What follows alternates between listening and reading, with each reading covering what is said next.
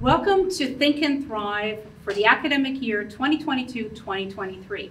And we are starting off big this year.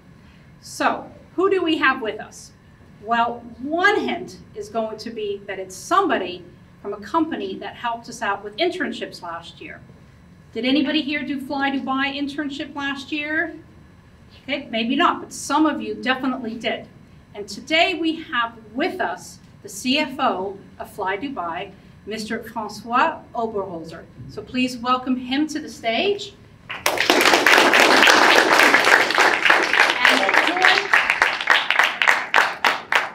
And joined by Mr. Francois is Luciana in year 10, who is moderating the event.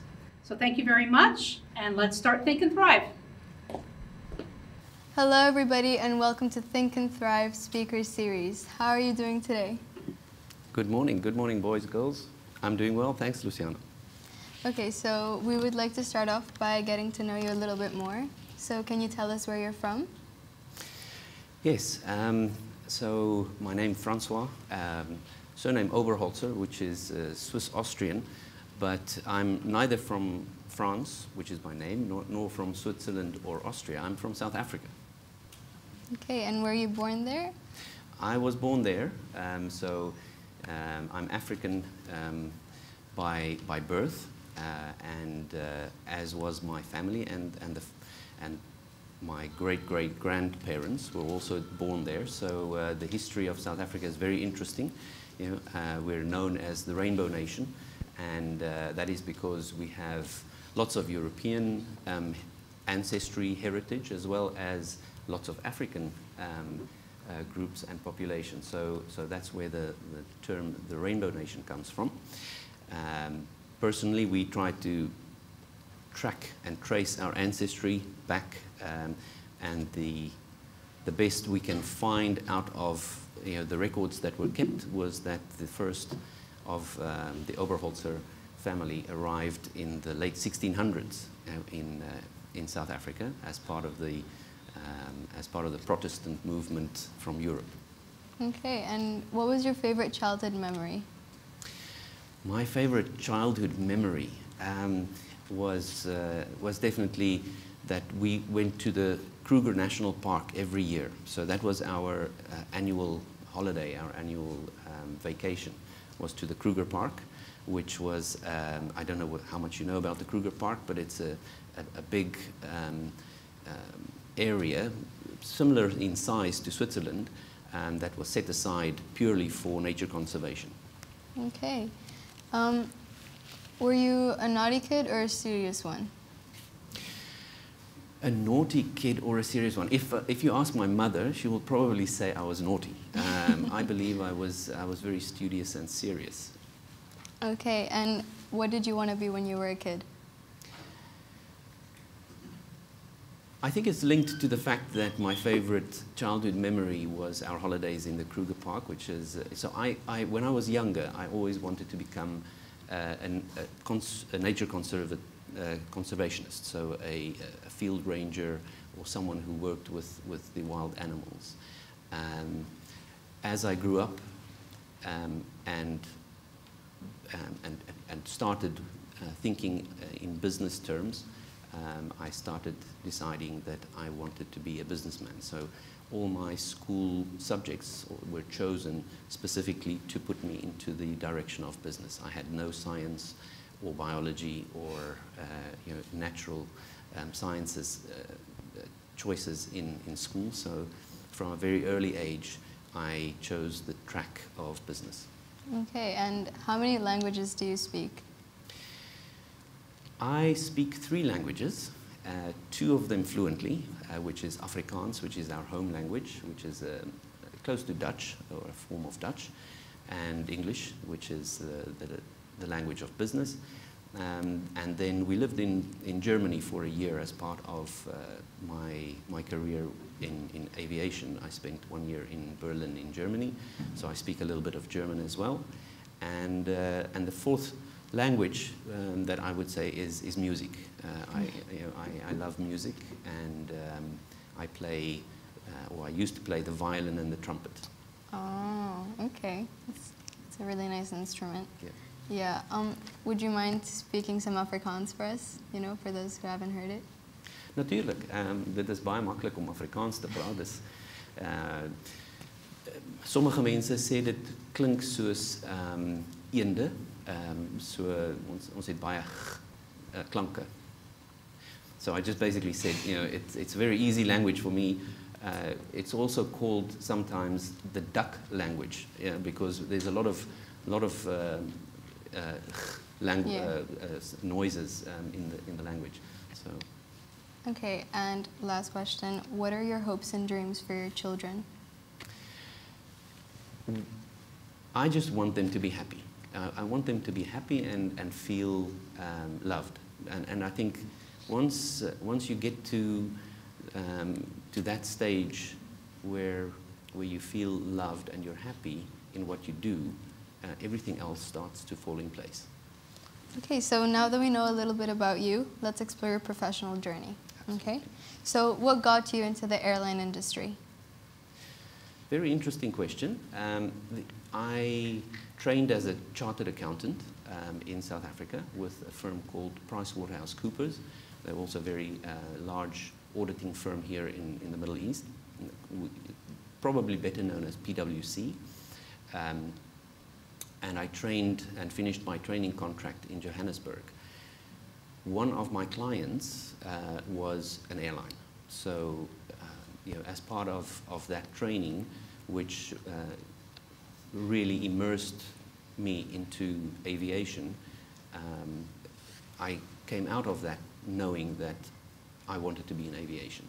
So it was probably just by pure coincidence. I did not choose which clients to serve. You get divvied up, you know, on the first day of arriving at the company, and you get told these are your clients.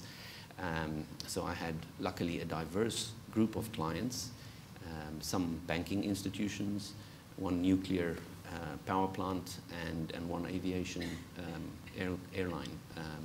And from that day onwards, you know, as they say in our industry, Jet A1 fuel gets into your veins, because you can never leave the industry. It's really difficult. Okay, and did you ever think that you would rise to the level of CFO? Or? No, I never thought that I would ever, you know, rise to a chief financial officer position when I started out. It was really taking opportunities that were presented during my time in airlines, and the fact that you had such a passion for the business, that helped me to utilize those opportunities. Okay, so you managed Flydubai during COVID times. What would you say were your 3 key challenges, and what is your team most proud of? The 3 key challenges for us during COVID, and I think it's probably the same in most businesses. The first one was the uncertainty. You know, when you don't know how long you have to survive before business comes back, that is the biggest challenge, because you need to be able to plan. You know, especially in finance and generally business. It's all about forward-looking planning, because aviation has got a very long lead time. When you order aircraft, it takes 3-4 years for these aircraft to be built to your specification, and then it delivers over a period of 10 to 15 years. So we placed the order, or Flydubai, for instance, placed an order for in excess of 150 aircraft back in 2013 and 14, and those aircraft deliveries are staggered over 10 years. So you need to be able to plan forward, and everything then falls in place. If you are unable to plan forward, you run into trouble. So that was the first challenge. The second one was cash flow, because any business requires cash flow. And as soon as you don't fly, cash dries up immediately. You don't have any income. But you still have expenses. So it's a real challenge for any business once you are completely grounded. And typically airlines that are cut off from their revenue streams, i.e. they cannot sell for any reason, last probably 3 months if they are lucky, because you still have a lot of fixed costs that you have to pay. You have to pay the mortgages, you have to pay the salaries, and you have to continue to pay your suppliers. The last challenge that we had to face during COVID was our human resources.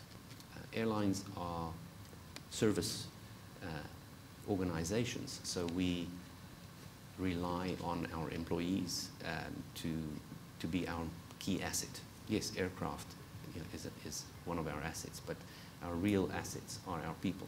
So if you can't pay their salaries, you lose your people. And that was the third challenge, was what do we do with our people? Do we keep them on, or do we, in order to conserve cash, which is the second problem, do we let them go? And luckily for us, our Chief Executive Officer is a fantastic man, Gaith Al-Gaith, and he decided, no, we will not let anyone go, because we see the light at the end of the tunnel. We see that this is not going to be forever. It's a certain period. We don't know how long it is, but it won't be forever. So let's keep our people. We'll all share the pain. So we all reduced our salaries. We took 50% salary cuts. And we said, let's spread the pain, but we keep everyone in employment, and we did not let anyone go. So as soon as COVID started to ease and the UAE government started very early on, thankfully, to bring business back to Dubai and to the UAE, we were able to bring our key assets, our human resources back, and fly to destinations, service all the repatriation flights, all the cargo flights during COVID, and generate cash. So those were the three challenges. Okay, so you managed the financial health of Flydubai. Can you explain to the audience what this means? Sure. So the financial health that chief financial officers are responsible for really relates around two things primarily. One being the management of expenses and revenues and cash flows as a result, and the second one being reporting.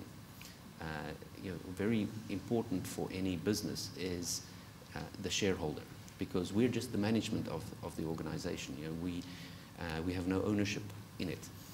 The shareholder provides the equity and the capital for us to be able to buy assets, to generate revenue, and then to pay employees' salaries.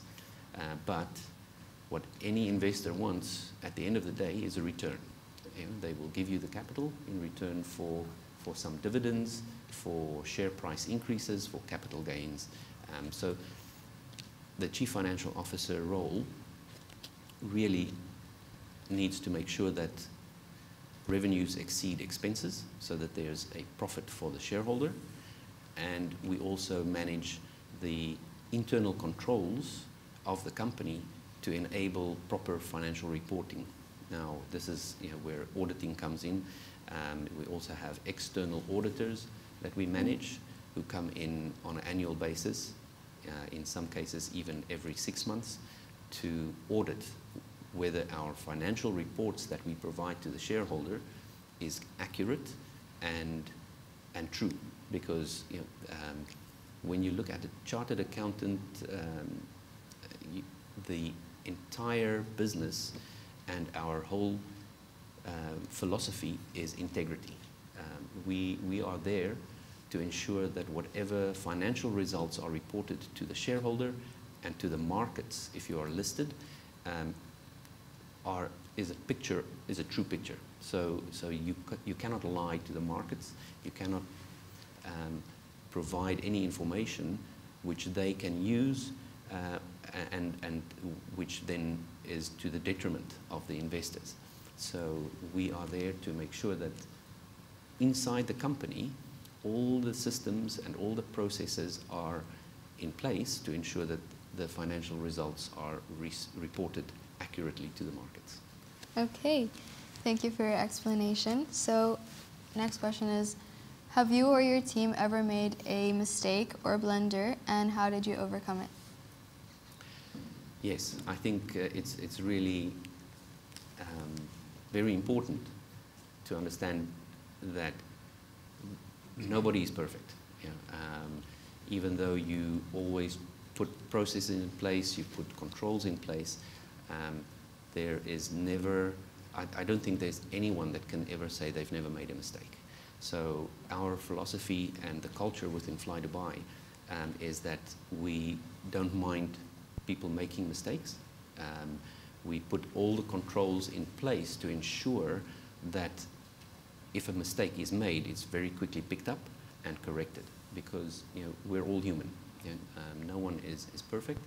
So what we do is we make sure that there's sufficient controls in place to pick up any mistakes very quickly, and as a result of that, we have many people checking each other.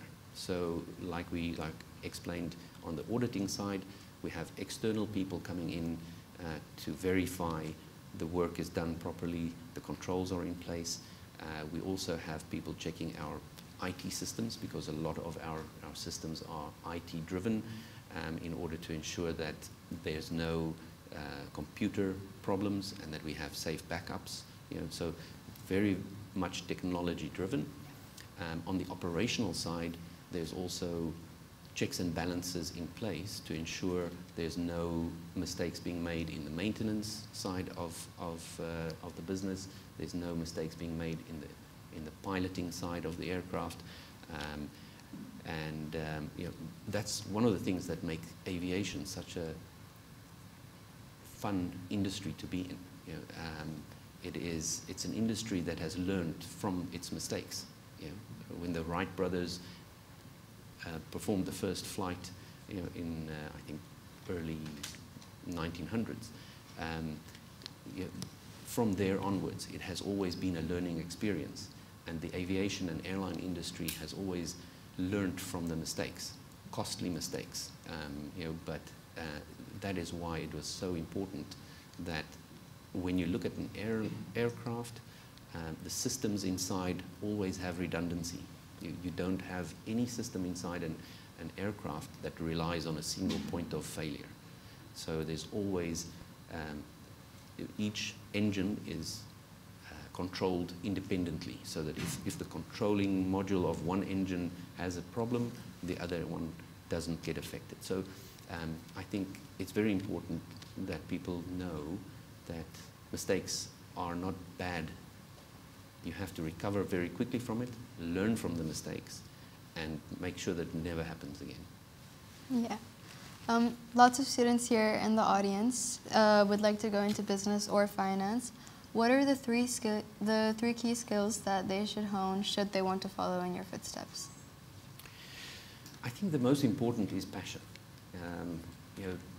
Make sure that you have a passion for what you want to do, because when you have a passion for your job, for your sport, you will be successful. So I think that is the key message.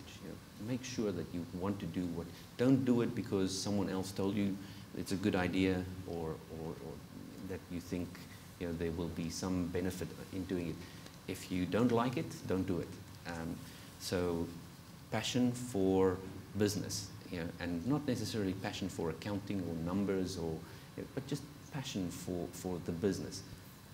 Make sure that you have that. Secondly, you hone your skills of people management, because you have to deal with people. You are selling to people, and you are using people to deliver a product or a service. So the key to success is communication. And that's what makes it, that's certainly what attracted me to business. Yes, I'm an accountant, but the opportunity to bring people skills together with the passion for business is what really made me want to go into general management of an airline. The ability to use teams of people within a business and to help to coordinate them to work together in order to deliver something that you can then sell to the public, is amazing. So step back a little bit from the detail and look at it from that perspective. It's not just about the numbers, it's also about the ability to influence people, to make friends, and to work together with other people that might have a different temperament to you, they might have a different culture, they might have a different outlook on life, they have different passions certainly. The ability to identify each one's strengths and weaknesses and then to make sure that they work together and that the puzzle fits and paints a bigger, beautiful picture at the end of the day is what makes the job worthwhile. Thank you so much for answering those questions. Now let's have some fun and ask you some rapid fire questions. Good. You have exactly 0 seconds to answer each question, okay? Okay. Are you ready? Yep. Describe yourself in 3 words. Patient, passionate, and a little bit boring. What's your favorite book? My favorite book is a book titled Making Friends and Influencing People. It was written in 1936 by Dale Carnegie, it talks about what I previously mentioned in terms of how to identify people's strengths, weaknesses, and what they want, and allow you to get what you want by making friends and influencing them. Mountains or beaches for holidays? Beaches. What was your last Google search? I'm a passionate paddler, so I think the last Google search was probably a new type of paddle. What's your favorite color combination? Orange and blue or tan and red? Orange and blue. Okay, good. TikTok or Instagram? What's TikTok? Yeah, Instagram. Halsey or Dua Lipa? Dua Lipa. Kim K with Pete Davidson or Kim K with Kanye West? Peterson. Peter Davidson. Yeah. Peter Davidson, yeah? Yes, okay. The new one. Okay. Top Gun 1986 or Top Gun 2022? 2022. That was a tough one. Okay, and last question, the one I'm most intrigued about. Who do you prefer, Max Verstappen or Lewis Hamilton? Neither. Neither? No, I prefer the McLaren driver. Which one? The only one, the best one, not Daniel. What's the other one?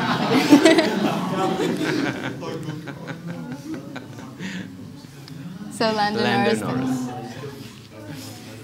Okay, so thank you so much for that fun and interesting rapid fire round. But before we open the floor to the audience, we have a couple more questions to seek your expert advice in, okay? So, what's the best career advice you've ever received? Best career advice ever received is to follow your passion. What do you think are the cutting edge jobs or businesses of the future?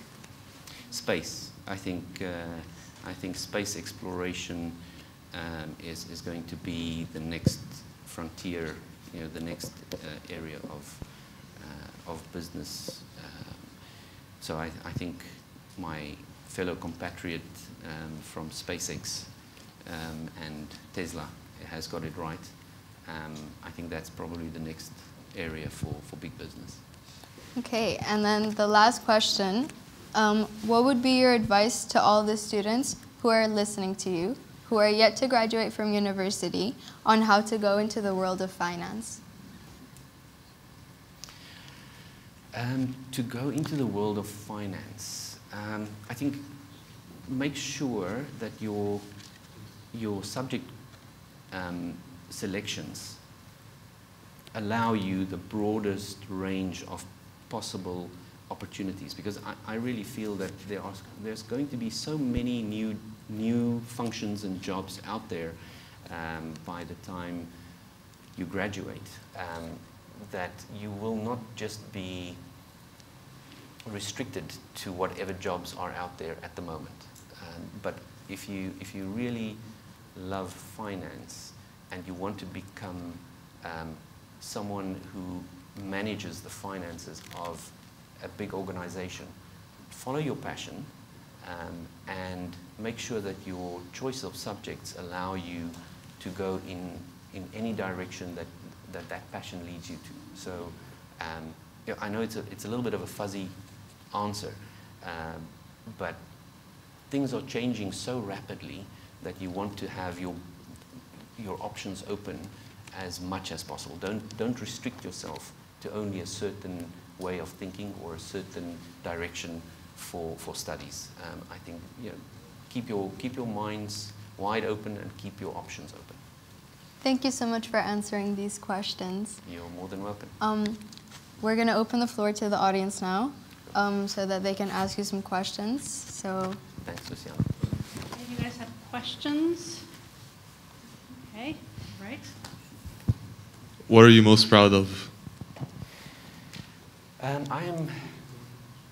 I'm most proud of, you know, the fact that during the last 3 years, Flydubai managed its own business. We didn't have to go to our shareholder to ask for more money during the COVID crisis. And that was something that was driven by two main facts. The first one being that we always knew that the leadership and the shareholder of Dubai will take care of us, no matter what the outcome is. You know, and secondly, the fact that we took care of our people throughout the COVID crisis, and that we are reaping the benefits of that, because it's always give and take. You know, it's never just going one way. You cannot just keep taking cookies out of the jar. At some point, the jar is empty.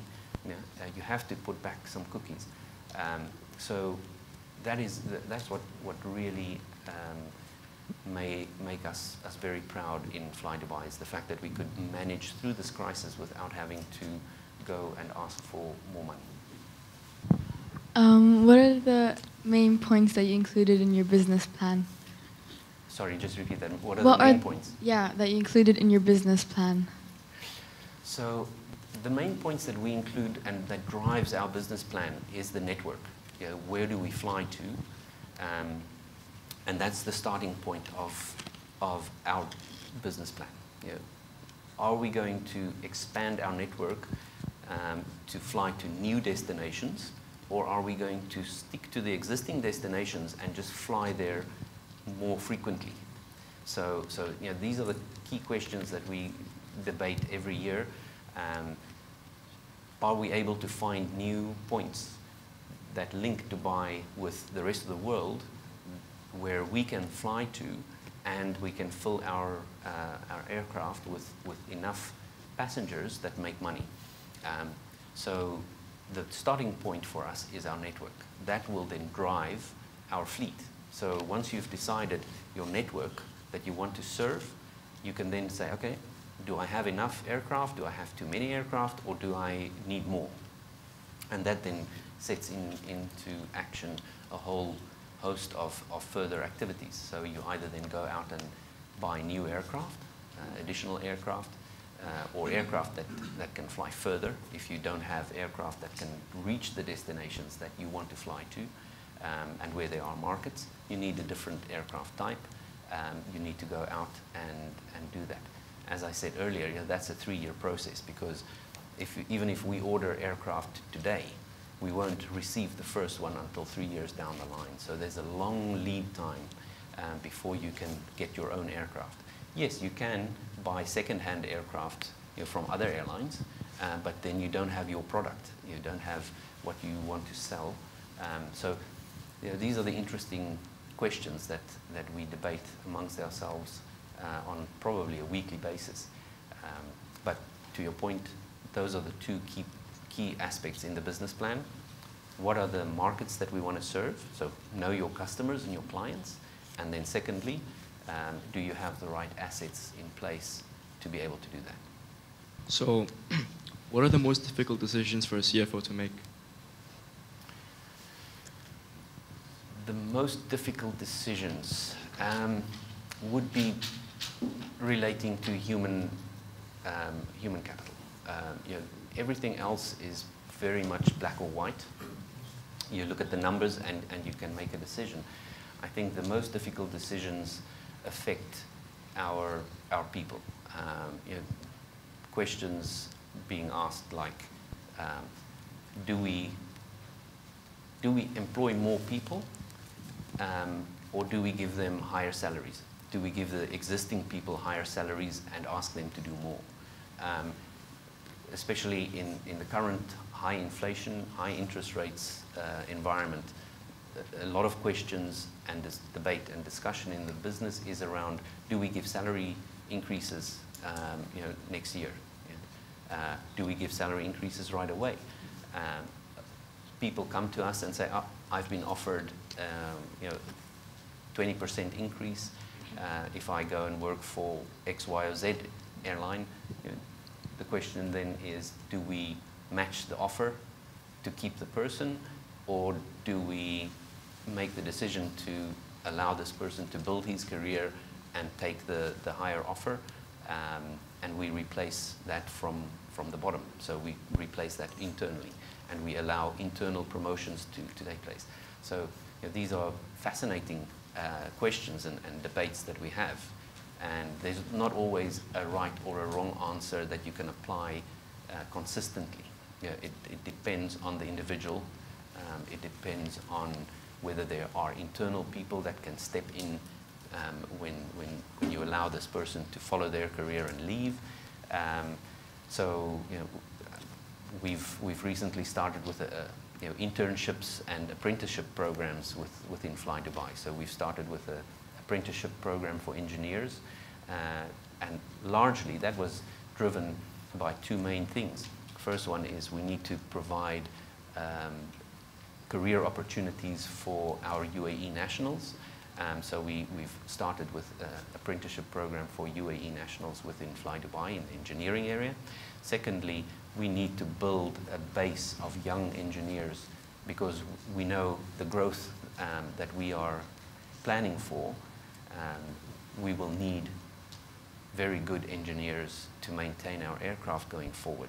And it is becoming very difficult to find aviation engineers that are willing to relocate to the Middle East or to Dubai at the price point that we can afford. So what we've been looking at is, if we can't find the resources outside, we need to grow our own. So we've started with that process. Hopefully the next level would be to start our internship and apprenticeship programs for accountants, for lawyers, for HR